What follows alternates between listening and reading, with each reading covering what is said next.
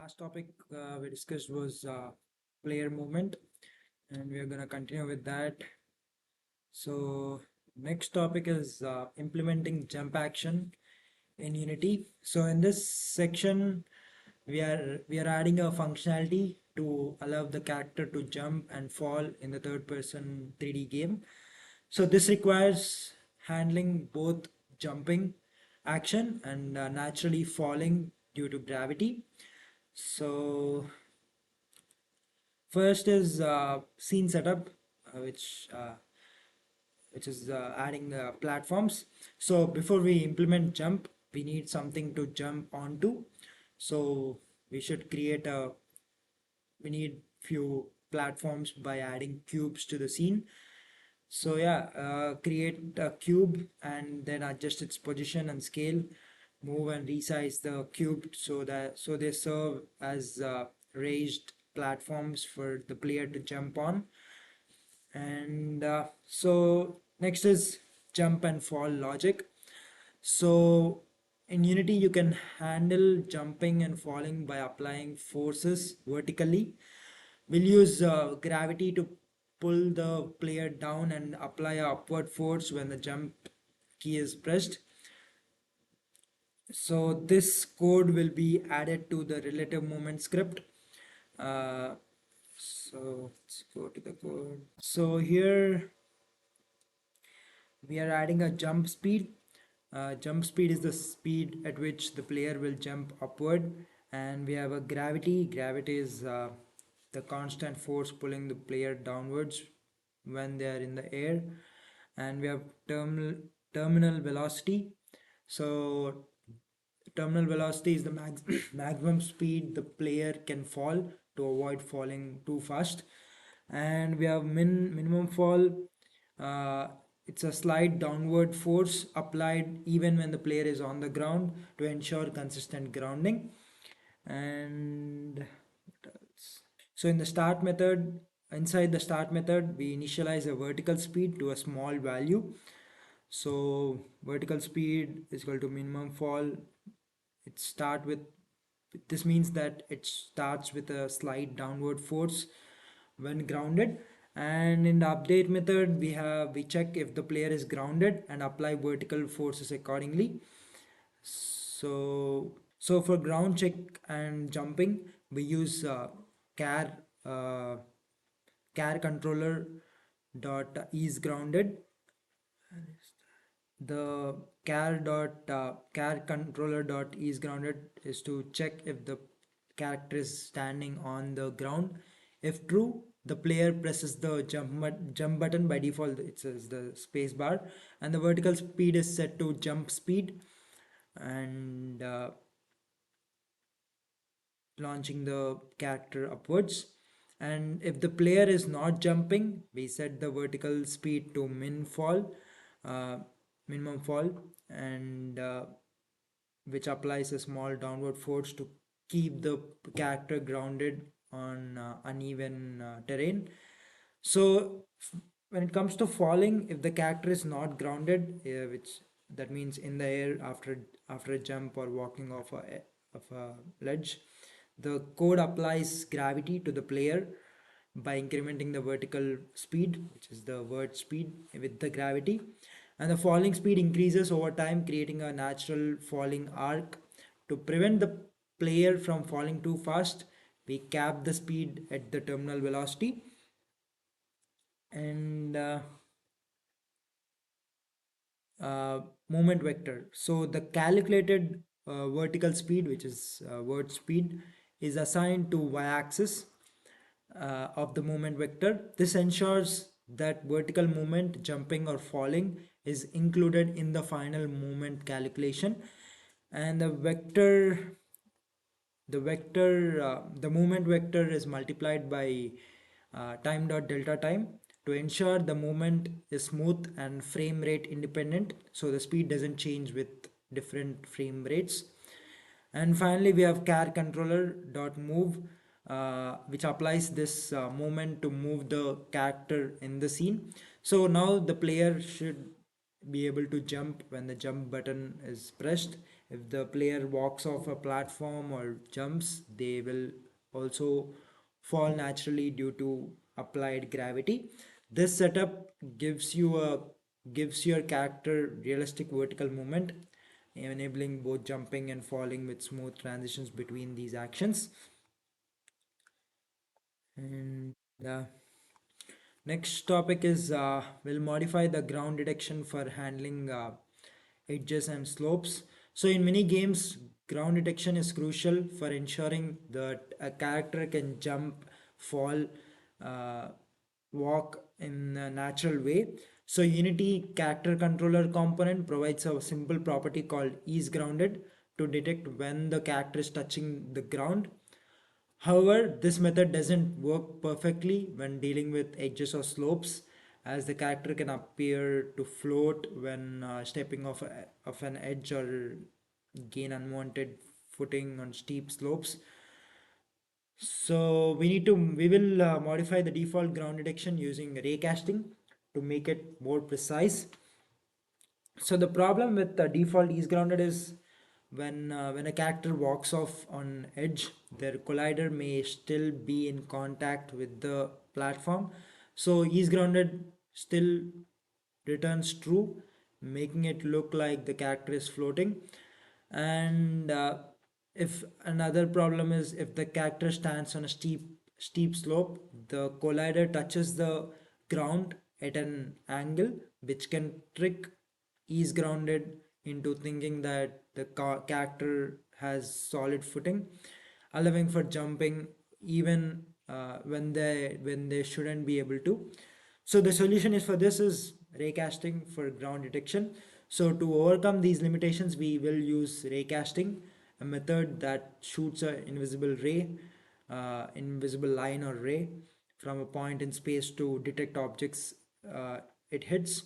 So by casting a ray downward from the character's position, you can more you can more accurately determine whether the character is standing on the ground or about to step off an edge. So how we'll solve it is a ray is cast straight down from the actor. If it hits the ground close enough, the character is considered grounded. And if ray doesn't detect ground, but the character's collider still touches the platform edge, we treat this as stepping off an edge. So in such cases, the character will slide away from the platform to simulate falling. And for steep slopes, if the character is standing but the slope is too steep, we apply sliding to move the character down the slope. Yeah. So for that, we have a variable called collider controller collider hit. So the variable contact stores collision data about where the character's collider touches other objects. So this information is used when the player is on an edge or slope, and raycasting. So the physics.raycast function shoots a ray from the character position downwards, which is vector3.down, and checks whether it hits something within a small distance below the character's feet. If the ray has hits the ground close enough, the character is considered grounded, which is a hit ground is set to true. And So when the character is on the ground, vertical speed uh, vertical speed is either set to 0 or to a small downward force, which is the min value, uh, ensuring the character stays grounded while moving across uneven terrain. So if the player presses the jump button, input dot yeah so when a player if the player presses the jump button, input dot get button down uh, jump, and the vertical speed is set to jump speed, making the character jump. And when the player is in the air, not grounded, gravity is applied by decreasing the vertical speed over time to simulate the character falling. We also cap the falling speed at terminal velocity to prevent the character from falling too fast. And also the code checks if the if the character's collider is touching something. Where is it? Character dot is grounded. Yeah. So char controller dot is grounded is the code checks if the character's collider is touching something. If so, it checks the direction of the movement using the dot product.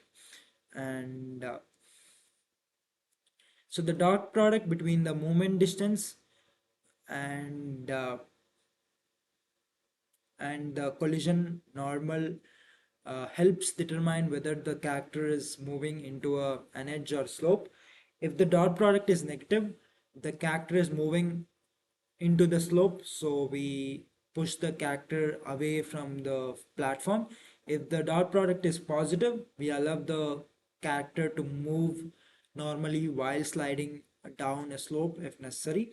So once we have calculated the horizontal and vertical movement, we apply the movement using the char char controller dot move, and which moves the character smoothly in the scene. So by using raycasting to detect the ground and handling edge cases like platform edges and slopes, this code ensures that the character moves naturally in the game. The character will jump correctly, slide down steep slopes, and not appear to float when stepping off an edge. And the code combines vertical speed adjustments with gravity and collision detection to create a realistic movement system in the 3D environment. So, but next topic is setting up the skeletal animation in Unity. So to make sure your character moves naturally in 3D game, you will use a technique called skeletal animation. So this allows your character body parts like arms, legs to move realistically. So what is a skeletal animation? Skeletal animation is puppeteering. Think of your character as a puppet. Inside that puppet, there are invisible bones that you as a game designer can control. So when the bone moves, the surface of the character, the skin, or what player sees moves with it. So how it works is basically bones are the invisible joints or control points inside the character, and we have the model surface is what player sees. It's like the skin of the puppet that bends and stretches based on how the bones move. For example, when a bone in the leg moves, the leg surface stretches and bends accordingly, making the movement look natural. So the steps to apply animation is: first, import the animation, go to the project view in Unity and select your character model. And the inspector, find the animation tab and make sure import animation is checked. This allows Unity to read any animations that are included with the character model, such as walking or jumping motions. And then we set the animation type. Next, you need to set the animation type to humanoid. Since your character is a person, we need to change the animation type to humanoid. And the Unity animation system called Mechanim uses different types of animations. Uh, Generic for non-humanoid characters like animals or robots. Humanoids for human-like characters, which is what you'll use. So once you have selected humanoid, click apply to make sure the settings are saved.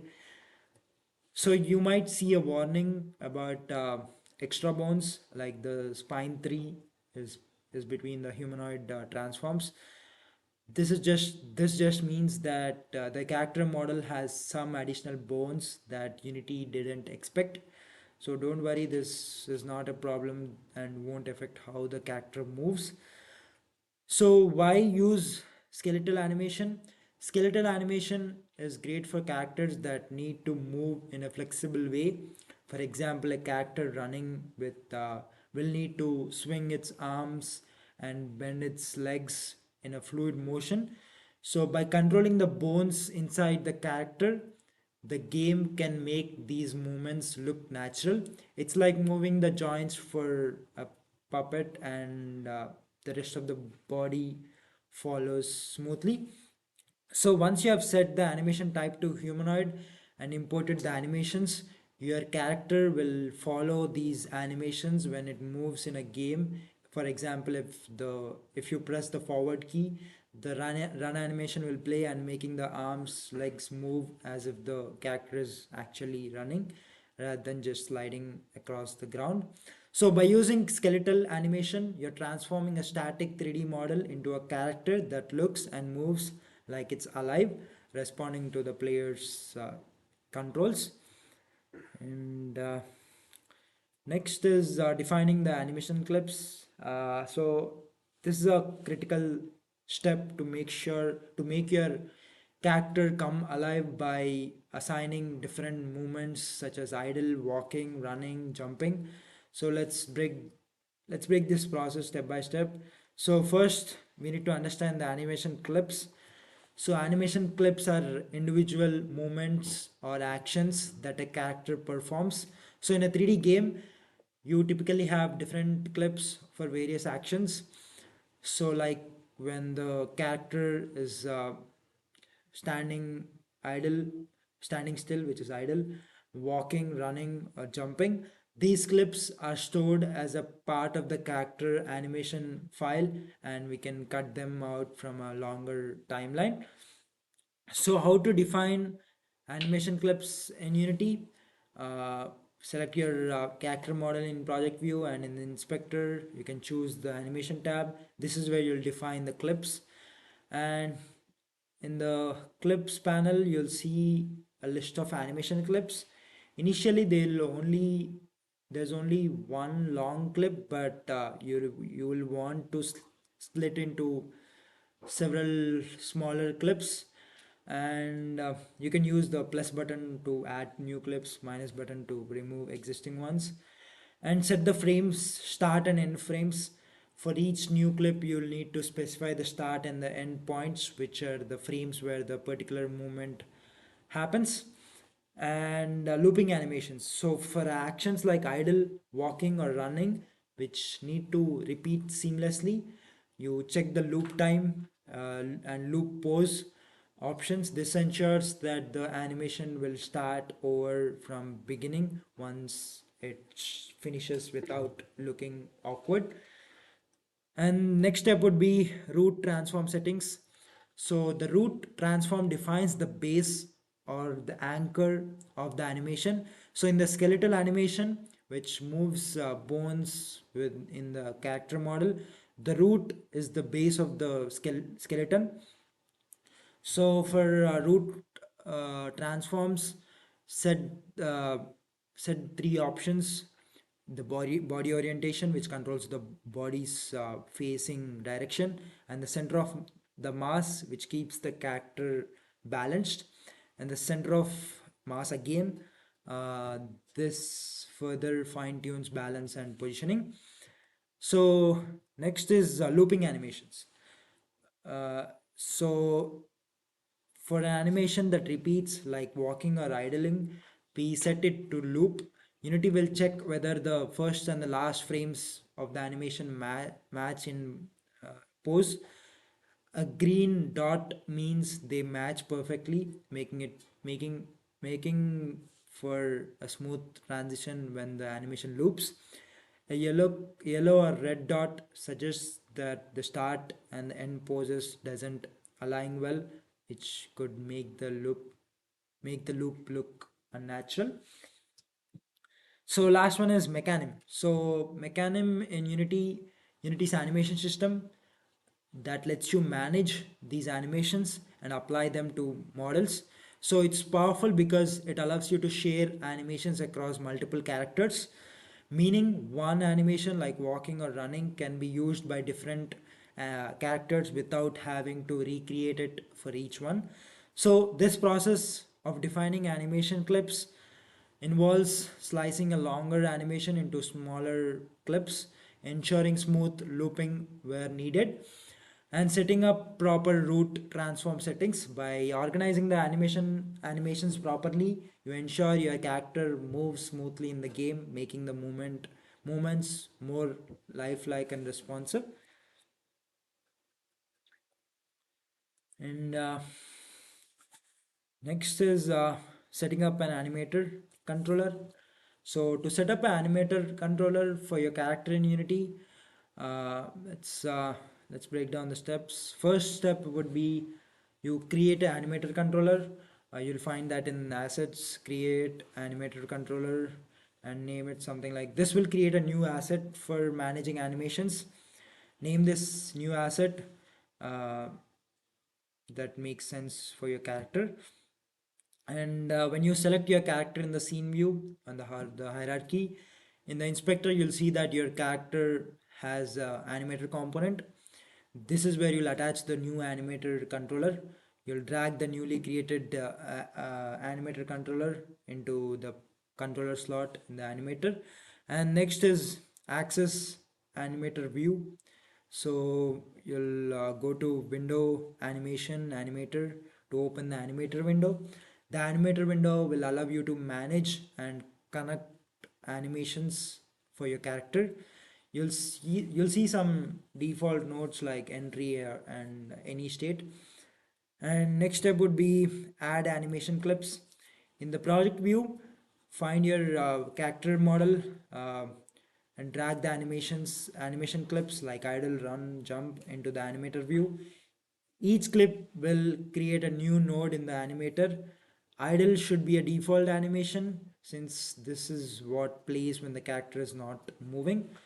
And when you right click on the idle node and choose the set as layer default state, that will set up. And next is you'll set up the transitions. So when you right click on the on one of the animation node like idle and select the make transition, this will create an arrow that you can drag to connect to another node like jumping or running. This transition allows this transition arrow will tell Unity to switch between animations based on conditions.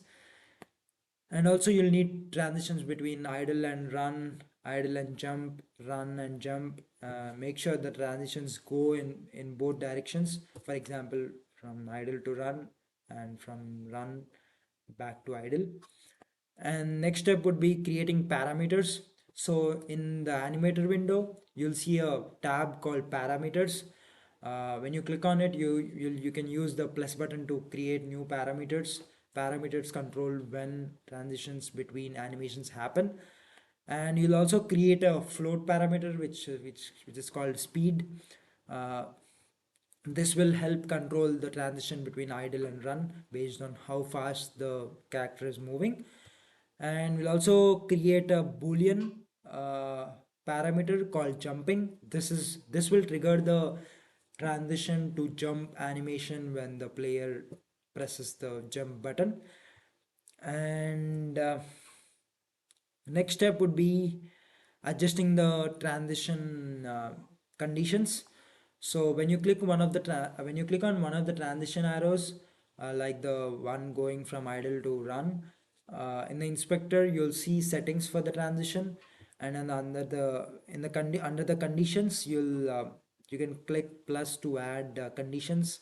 Set the condition to speed less than 0.1 for the transition from idle to run. This means the characters will start running when the speed is greater than 0.1. So do the same for other transitions like the run back to idle and set the condition to speed less than 0.1, and disable has exit time to allow the transition to happen instantly when the condition is met, and fine tune transition.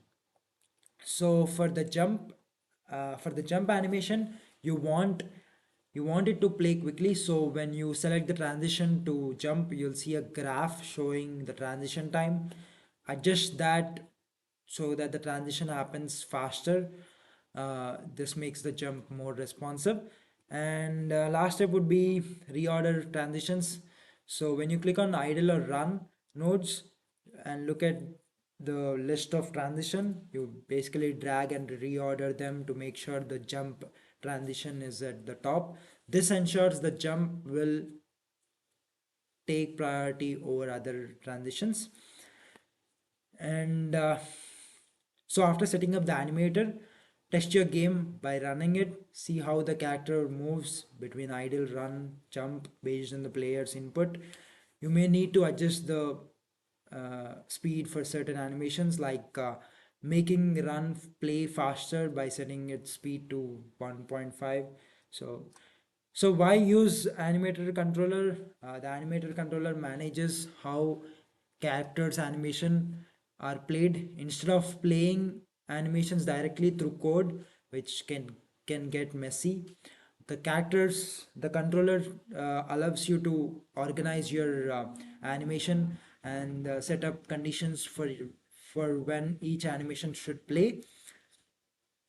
This system also lets you reuse animations across multiple characters, making your project easier to manage, especially when you're working with many animations or different models. So this setup will allow your character to smoothly transition between standing idle, running, jumping with transitions controlled by the player's input. The controller simplifies the animation process and ensures that everything moves naturally. So last topic would be uh, operating the animator in the third person movement.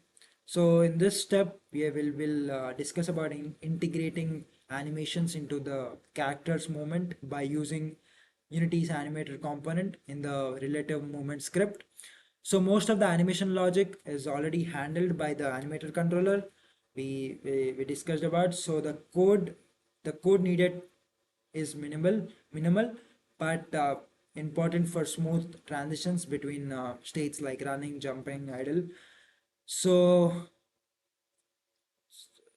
relative movement script, yeah. So we have a private variable. First, you need to declare a reference to the animator component and then assign it in the start method. So this reference allows us to manipulate the animator from the script. Uh, so we use set float and bool set bool uh, methods to change the parameters we create in the animator. Uh, So the set float, the speed parameter controls the transition between idle and run animations. Uh, the moment, the speed parameter controls the transition between the idle and run animations. The movement dot sqr magnitude gives the squared magnitude of the movement vector, representing the speed of the character's movement. So this value is used to decide whether the character should be in idle or running state. And so if the player is on the ground, hit ground is equal to true, which checks for jump input. So if the player presses the jump button, which is input dot get button down jump, and the vertical speed is set to jump speed, and the jump begins. If no, the input is detected and the character stays grounded with vertical speed set to minimum fall, and the jumping boolean in the animator is set to false.